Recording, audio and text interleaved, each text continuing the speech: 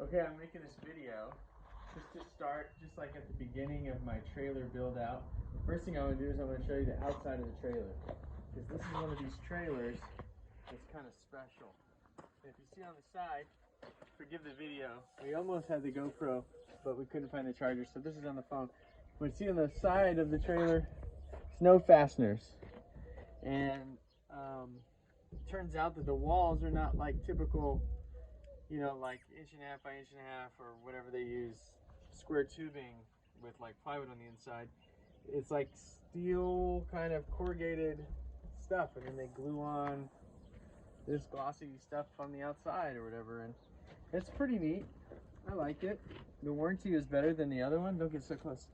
And has 5,000-pound axles. It's pretty cool. 7 by 16. And my son is doing the videoing, so peace, Isaac.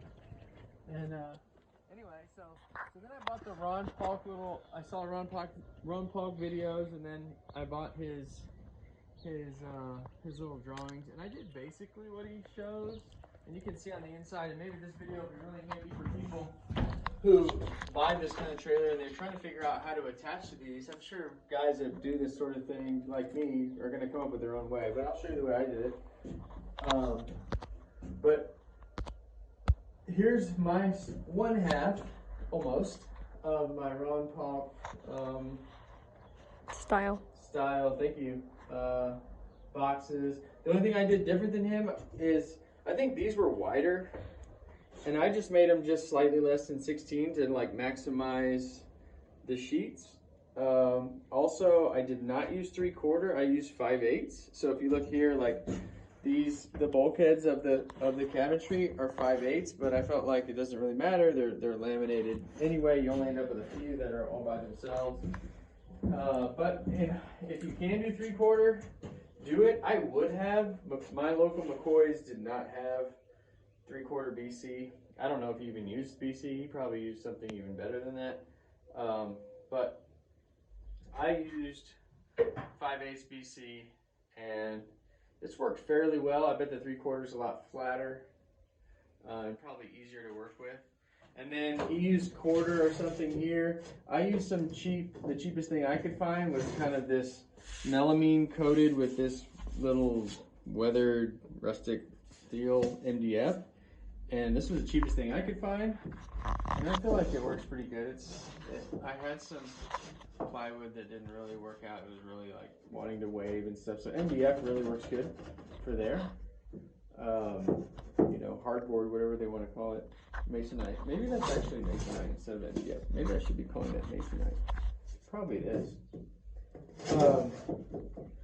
So here we are. We're at this point. I've got a few of these. Like I said, I did some slightly different dimensions than his. But here I'll show you the way I attached them to this E-track. So as you can see, the trailer just has E-track on the inside, and it has no studs on the walls. There are no studs. The walls are made of like 3/8 steel, and I've seen pictures. I called the manufacturer and talked to them, and they showed me pictures of what it looks like. And it's like 3/8 corrugated. Basically, it's 2 sheets of some thin steel, and then in between is kind of like cardboard, where it's got these corrugations on the inside, and I don't know how it's all manufactured, but that's what it is. You cannot screw through the walls of these. They're extremely thin, and they glue these on with like a 2-part acrylic adhesive. The E-track is actually just adhered to this face, and it's so strong that they feel like you can hook up the E-track accessories and like with a ratchet and strap stuff down. So I count them as being really strong. They must feel like that's a part of the wall now. So here's the way I attached all my cabinetry to it. You can look right here. So here's if you get down, you're gonna have to get way down here. So in the cabinetry, everywhere where it crosses one of the E-track deals, I drilled and tapped a 1/4-20, and I made this big kind of plate, which serves kind of as a big giant washer to hold everything in. And then I used So it has a little, it's just a 1/4 20. I think these are 1 1/4 because as you can see, there's not much room from the face of the E-track to the back of the trailer wall itself. But they turned out to be like 1 1/4. I also put a lock washer, and I did the red colored Loctite, you know, for vibration and what have you, so that they stay. But this is the way I did it, and so I'm sure you could come up with some other cool ways to do it, but this is the way that I happen to do it, and this is where we are so far. And I've been working on it for way too long. So if you really want to do this, you probably recognize it's going to take a long time. I have been messing around with it for a long time, and I think I did not use his material list. I just went and grabbed like a few sheets, and I've kind of gotten this far. I have a couple more pieces of half that I bought back here, and the half for the drawer boxes and stuff. I bought one more sheet of this so I could make more dividers, and I use it as a back. As you can see, mine has that same masonite back, which I felt like was a cheap way to do the back rather than like have an entire piece of half or something to rack the back. But I just used that, made it easy for me and cheap. And then actually Isaac nailed this shelf that laminated 5/8. It's not really a shelf, but the laminated 5/8 dividing shelf, maybe I guess it is. He actually stapled that together, and that was really necessary because my 5/8 shelf was kind of wavy and stuff. But here's where we are so far, and I've been working on it for how long, Isaac? 3 weeks. 3 weeks maybe, yeah.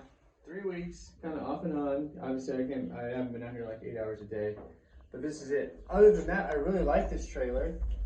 It has these really cool LED lights. It has this cool little like aluminum cove. The LED lights look really cool in there. It's really well done. I like that it's white. It's like bright in here, whereas if you've been in other trailers that have plywood walls, you know, they can be dark. But this one's really reflective, so the LED light should go a lot further in it. But granted, as soon as I get like plywood everywhere, probably will be a lot less bright. But the other thing, yeah, so the only thing I did different than Ron Paulk's thing that I know of is I just kind of moved dimensions. And I think his trailer is shorter. As you can see, this trailer is a lot taller. He uses those Mission aluminum trailers with the wheel wells on the inside. As you can see, mine doesn't have that. But this one's pretty tall. So as you can see, I'm reaching up. And this is like the extent of my height. And I'm 6'5". So yeah, so anyway, I'm not 6'5". But yeah, my reach right here, you know, it's over 7 feet. So we're over 7 feet tall on the inside of this trailer. It's pretty cool. It's a really cool trailer. It's extremely expensive. It's way more expensive than the plywood lined ones, but this is what they had. Also, the floor is like that. You can see the floor. The floor is that same steel thing. I can't think of what those other floors look like on the other trailers, although I just can't think of it right now. But it also has the E-track stuff in the floor, which is kind of cool. I don't know how I could possibly use that at the moment, but it does look really cool. It's too bad they don't go like the length of the trailer, and you could somehow use them like as a trolley or something. That would be cool. But here we are. So cool trailer. Still waiting on my truck. It's in Lubbock. That's going to pull this trailer. So we can only hope that they'll be done soon. And when I have it all together, you're going to see it. And when I have more of the trailer done, you're going to see it. I just had a jig made by my friend with a 3D printer to rat out these. So soon I'll be doing that. And I guess this video is just about over. This is my first video. Next one will be with GoPro. Okay. Peace.